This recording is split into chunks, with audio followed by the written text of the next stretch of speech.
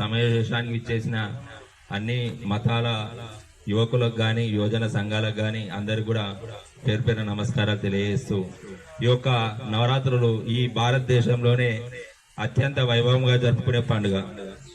ఇది మీ అందరికి తెలిసిన విషయమే.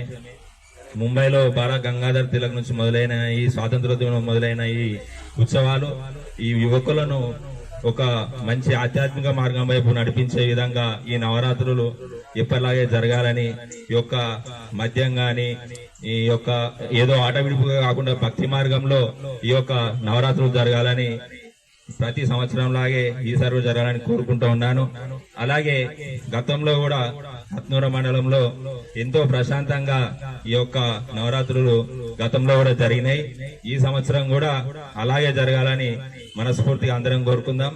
ఈ యొక్క నవరాత్రుల భాగంగా మిలాదున్ నబీ అనే పండుగ కూడా ఉంది కాబట్టి ఎవరు పండుగ కూడా ఎవరు ఆటంకం కలిగించకుండా ఎవరు కూడా ఒక కాంట్రవర్సీ పోకుండా ఎవరు పండుగ వాళ్ళు ఎంతో శాంతి భద్రతల మధ్య ఈ పోలీస్ యంత్రాంగం కూడా సహకరించాలని ఈ యొక్క హత్నూర మండలంలో ఉన్న వినాయక మండప నిర్వాహకులకు తెలియజేస్తూ, ఇంకొక విషయం ఏంటంటే అందరికీ బాగా అయ్యే ఇబ్బంది ఈ యొక్క కరెంటు వైర్లది ఒక ఇబ్బంది ఉంటది.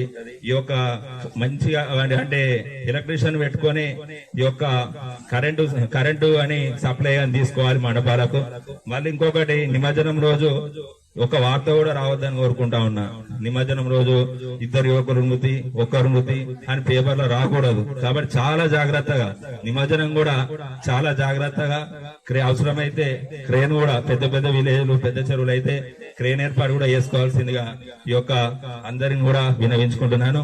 ఈ అవకాశం ఇచ్చిన పోలీసు యంత్రాంగానికి మనస్ఫూర్తిగా ధన్యవాదాలు తెలియజేస్తా ఉన్నాను.